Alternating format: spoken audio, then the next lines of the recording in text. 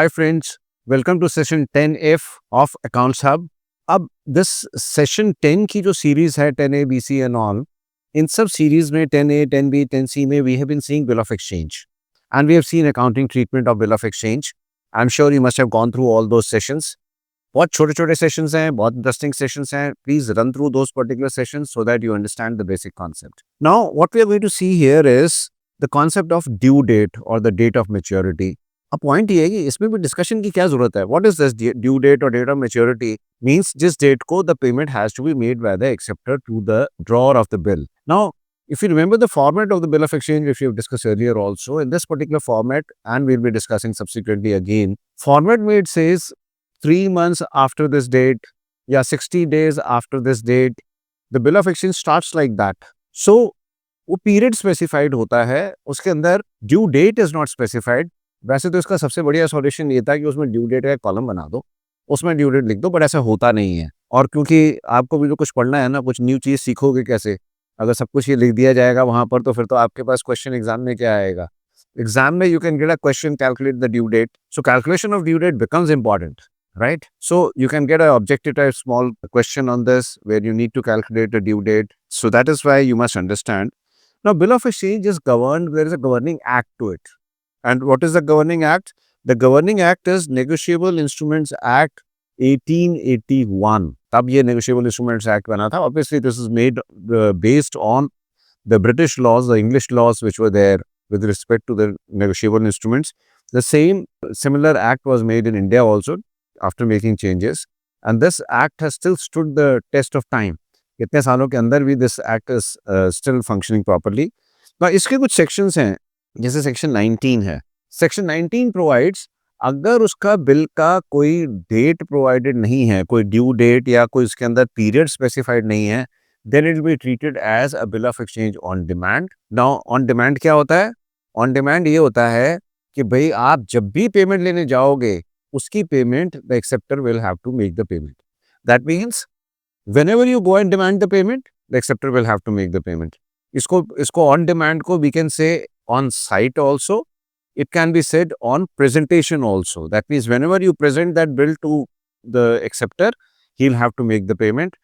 Whenever the bill is cited, or that means bill is shown to the acceptor for payment, he'll have to make the payment. So this is what section 19 provides. That if the period is not specified, it will be deemed to be on demand. और उसी का जो है similar वो word जो synonyms हैं, on demand की जगह on sight, on presentation. Then section 22 provide how to calculate the date of maturity और the due date of the invoice of the bill of exchange. I am sorry. तो it provides that जो भी period bill of exchange का specified है bill of exchange के अंदर, उस period का जो है 3 days grace would be allowed. So अगर उसमें प्रोवाइडेड है 90 days, तो 90 days हम कैलकुलेट करेंगे कि this is the date which is express to be paid on that particular date. उसमें 3 दिन जो है ग्रेस पीरियड अलाउड होगा, and after adding 3 days it will become due date और date of maturity would be there. This is what section 22 provides. 22 of the Negotiable Instruments Act provides. अब एक बड़ी interesting चीज है, सेक्शन 23 भी है उसके अंदर. अब सेक्शन 23 क्या प्रोवाइड करता है? Section 23 provides to how to calculate the date of maturity when the period is expressed in months. That means अगर वहाँ पे month specified है, तो period कैसे calculate होगा, due date कैसे calculate होगी. This is what section 23 provides. अब 23 वो क्या कहता है कि जो whatever the date of acceptance is, suppose करो date of acceptance is 15 February 2025.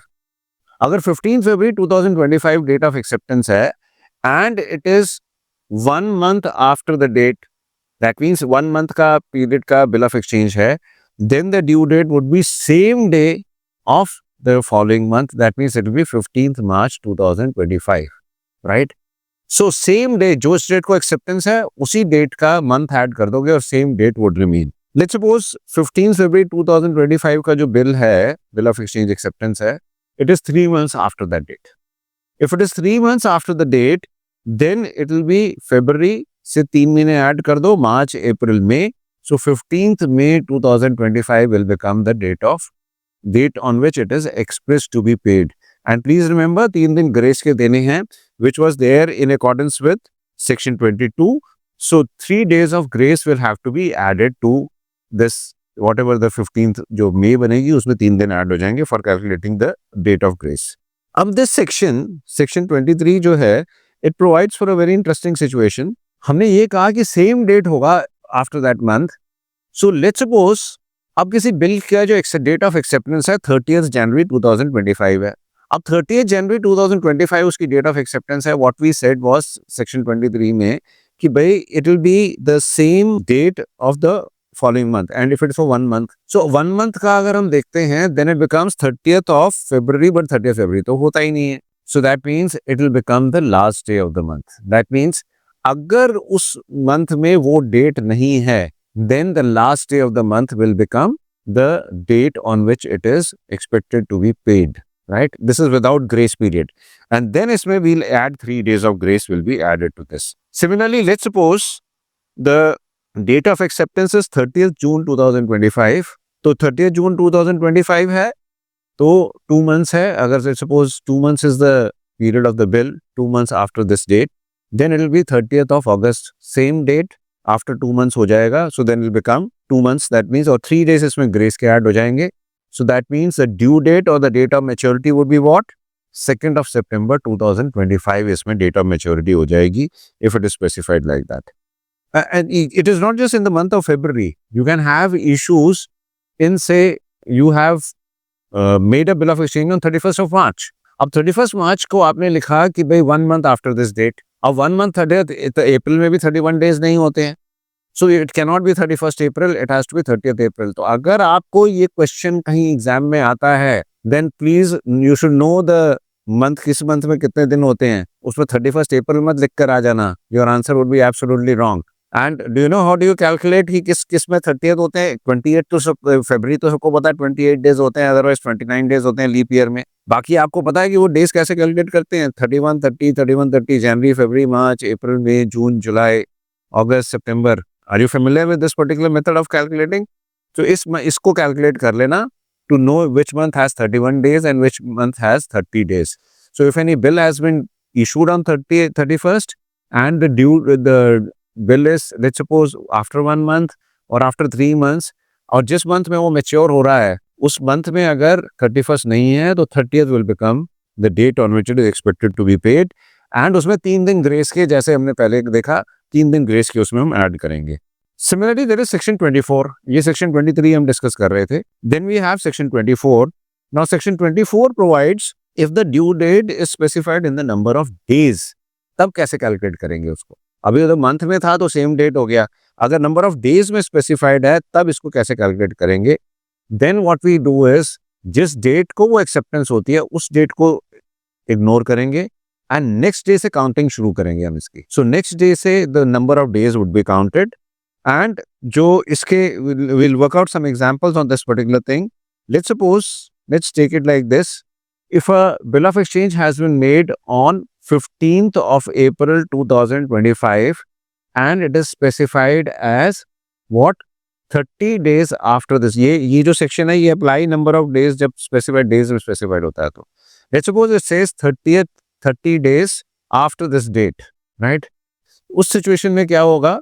उस सिचुएशन में हमने क्या कहा कि हमने ये बिल की डेट क्या बोला था. बिल की डेट 15th April. सो 15th April से अगर ये स्टार्ट हो रहा है उस डेट को हम इग्नोर कर देंगे. हम 16 से काउंट करेंगे. हम 16 से जब काउंट करेंगे अप्रैल में 30 days हैं.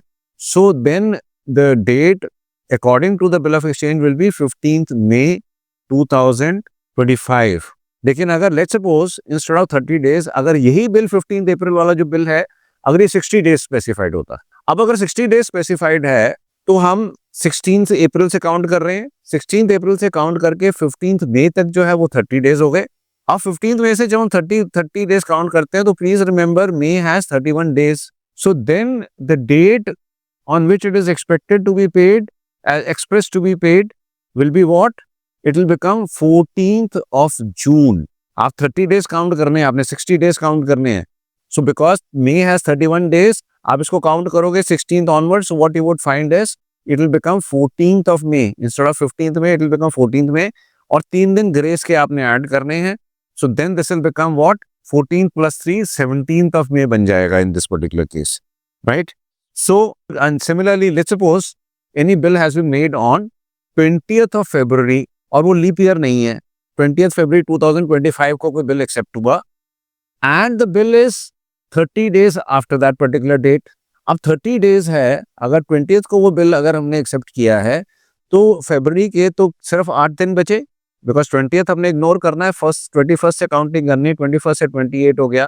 सो the date which will become is 22nd of March 2025 will be the date. और उसमें 22nd of March में 3 दिन हम ग्रेस के ऐड करेंगे, then the due date will become 25th of March. 3 दिन ग्रेस के ऐड करने के बाद जो डेट आती है उसको कहा जाता है ड्यू डेट और date of maturity, right. And this is what section 25 provides कि भाई आप 3 दिन ऐड कर दो तो वो आपका जो डेट आएगी that is date of maturity. Section 23 provide कर रहा था कि इफ मंथ्स में एक्सप्रेस है तो कैसे कैलकुलेट होगा. 24 प्रोवाइड कर रहा था अगर डेज में एक्सप्रेस है तो कैसे कैलकुलेट होगा. कितना कॉम्प्लिकेटेड हो गया ना, बट इतना कॉम्प्लिकेटेड नहीं है. हाँ, अब very easy solution would have been कि आप बिल ऑफ एक्सचेंज के फॉर्मेट में ड्यू डेट डाल दो ना यार, उसमें ग्रेस व्रेस सब मिला के ड्यू डेट डाल दो उसके अंदर, तो प्रॉब्लम खत्म हो जाती है. बट चलो एनीवे, सो नाउ थोड़ी कॉम्प्लिकेशन होगी, पढ़ेंगे तभी तो कुछ सीखेंगे. So that is what we are trying to do here. Now section 25 says, इसमें एक और इंटरेस्टिंग सिचुएशन आ जाती है कि लेट्स सपोज जो हमारी ड्यू डेट बन रही है after including those 3 days of grace, it happens to be a public holiday. So उस केस में क्या होगा. नाउ सेक्शन 25 प्रोवाइड्स दैट अगर वो पब्लिक हॉलीडे है then the preceding day, not following day, that means उससे एक दिन पहले वाला जो दिन है that will be the due date और the date of maturity. Public holiday किसको कहते हैं. Now public holiday has also been clarified. Public holiday is a Sunday is also a public holiday, and the public holiday is any other day which is declared to be a public holiday by central government in the Gazette. अब उस केस में क्या होता है कि all national holidays जो हैं that means 15th August, 26th January and this 2nd October, ये सब तो public holidays हैं ही सही. Date of elections are public holidays, then Gazetted holidays are public holidays. So ये सब चीजें जो हैं, अगर इस दिन आपकी डेट ऑफ मेच्योरिटी बन रही है तो then it will be treated as one day before that. That means the date of maturity would be one day prior to this. Okay, so this is how the law stands with this. अब इसको एक बार summarise कर लेते हैं कि what have we learned in this, जो हमने क्या देखा है इसके अंदर. Let us summarise this. इसको समराइज करने में first of all the bill of exchange can be on demand और ऑन साइट और on presentation. It need not necessarily be for certain number of days, जरूरी नहीं है. अगर वहाँ डेज और पीरियड मंथ कुछ भी स्पेसिफाइड नहीं है then it will be deemed to be on demand, on sight और on presentation, right. Second thing is, I mean if it is for a certain period तो पीरियड है ही सही, अगर नहीं है तो it will be on demand. So both the possibilities can be there as far as a bill of exchange is concern. अगर उसमें बिल ऑफ एक्सचेंज का period is not specified then it will be deemed to be on demand. अगर specified है तो वो होगा, नहीं specified, this is the second. I mean I am just summarising this. First is bill of exchange can be on demand or for a certain period. Second is अगर period specified नहीं है तो it will be on demand. Third is that the period can be expressed in number of months or in number of days. When the duration is mentioned in number of months, then the date of maturity would be the same day adding the number of months. अगर वो 1 month, 2 month, 3 month, 4 month जो भी है उस date में add कर दो और same date will be the date on which it is expected to be paid. So this is the fourth thing कि भाई what will be the same day. Fifth thing is if उस month के अंदर वो date नहीं है then the last day of the month will be treated as the date which it is expressed. ये हमने अभी डिस्कस किया है, इसको I'm just summarizing this. Next is if the period is mentioned in number of days then what happens is the following day से counting शुरू करेंगे हम, नेक्स्ट डे से काउंटिंग शुरू करेंगे उसकी, and the date would be calculated accordingly. एक example यहाँ पर और डिस्कस कर लेते हैं. Let's suppose a bill is accepted on 13th of January 2026 or it is said to be 30 days after that particular date. 13 जनवरी को एक्सेप्ट हुआ, 30 days का टाइम है, तो क्या मेच्योरिटी होगी. Please remember January has 31 days. तो 13 तक छोड़ दो, 14 से काउंटिंग शुरू करो. 14 से आप जब काउंटिंग शुरू करोगे 31st तक कितने दिन बनेंगे, इट विल बिकम 18 days और 12 दिन आपको मिलेंगे इन दैट पर्टिकुलर केस फरवरी के. So the date will become 12th of February 2026. Similarly, मैं आपको बता रहा हूँ अगर वो 60 days specified होते तो then the due date would have become 14th of March 2026. अगर वो 60 डेज होता तो, एंड सिमिलरली बिकॉज फरवरी के 28 डेज होंगे तो इसे इट विल बिकम 14 मार्च 2026। अगर 90 डेज स्पेसिफाइड होता तो मार्च के जो है then it will become 13th of April 2026, right. So I am repeating, 13 जनवरी को बिल था, अगर 30 डेज स्पेसिफाइड है तो 12 फरवरी होगा, अगर 60 डेज स्पेसिफाइड है तो 14 मार्च होगा, और 90 डेज अगर स्पेसिफाइड है तो 13 अप्रैल होगा, कि this is the date on which it is expected to be paid. एक और एग्जांपल लेते हैं यहाँ पर। Let's suppose date of acceptance is 18th June 2025। Here again अगर 30 डेज कहा गया है then the date on which it is express, date of maturity के लिए तो 3 दिन आपको ऐड करने पड़ेंगे ग्रेस वाले, बट 30 डेज है तो 30 days will be completing on 18th July 2025। अगर 60 डेज है then it will become 17th of August 2025, और अगर 90 डेज है then it will become 16 September 2025 would be the date of the bill as far as the bill is concerned. The 3 days will be added to the date which is expressed in the bill of exchange to calculate the due date or the date of maturity. वो जो भी हमने dates ऊपर calculate कर रहे हैं उसमें 3 दिन add कर दो, so then you will get date of maturity. So date on which it is expressed to be paid हम वैसे calculate करेंगे, उसमें 3 दिन add करेंगे. This is what the days of grace says. Now, अगर date of maturity or the due date or the date of acceptance is 16th August 2025 and it is expressed to be paid after 1 month, इसका मैं example ले रहा हूँ एक। अगर 16th of August 2025 था bill issue date of acceptance और 1 month के लिए है, तो 16th का same 1 month का मतलब same date 16 September हो गया, 3 दिन grace के हैं तो then it becomes 17th, 18th and 19th. So 19th of September will be the due date. अब अगर ये 30 डेज के लिए होता है, ये if it is specified as 30 days then 16th अगस्त से अगर हम शुरू करते हैं then it will become the due date will become 15th of September, और उसमें 3 दिन ऐड करेंगे तो 18 सितंबर 2025 हो जाएगा। मैं रिपीट कर रहा हूँ, 16th August is the date of acceptance. अगर 1 मंथ स्पेसिफाइड है तो 3 दिन ग्रेस के ऐड करने के बाद द ड्यू डेट और the date of maturity would be 19 सितंबर 25 if it is specified as 1 month. If it is specified as 30 days then 3 दिन ग्रेस के ऐड करने के बाद the due date or the date of maturity would become 18 September 2025. Next is अगर due date और date of maturity public holiday है then the day before, अगर वो पब्लिक हॉलीडे सपोज करो 15th अगस्त को डेट ऑफ मैच्योरिटी आ रही है after including date of grace, then 14th would be treated as the date. So due date maturity will get एक दिन कम हो जाएगी, preceding day हो जाएगा. And what is a public holiday? Public holiday, Sunday is a public holiday or any other day which is specified by the central government in the official gazette. तो ये सब जितनी national holidays, जो बाकी सब election के days, ये सब these are all public holidays as well as these जो gazetted holidays होती हैं ये भी public holidays होती हैं। सो उन केसेस में भी एक दिन पहले डेट ऑफ मैच्योरिटी हो जाएगी। सो एक डेट ऑफ मैच्योरिटी के ऊपर हमने इतनी सारी डिस्कशन कर ली है। अब इसमें कॉन्सेप्ट जो मैंने समराइज किए हैं बहुत सिंपल हैं, तो इसको एक बारी you can just understand these concepts so that आपको मेमोराइज करने की जरूरत नहीं पड़ेगी। ये जो मैंने 9 जो पॉइंट समराइज किए हैं ये पॉइंट्स आप समझ लेना एक बारी, so then the concept will become very clear to you and you will be able to attempt any question on this. और इसके ऊपर क्वेश्चंस आते हैं आपके एग्जामिनेशन के अंदर and these are objective type where you can score 100%। एक भी डेट गलत हुआ एंटायर मार्क्स गॉन। और आपने अगर if you hit the nail that means अगर आपने प्रॉपर एक बार बता दिया then you get 100% marks on this. So don't commit error, a small session, see it and understand the concept of due date and maturity, right? See you in the next session. Thank you. Bye for now.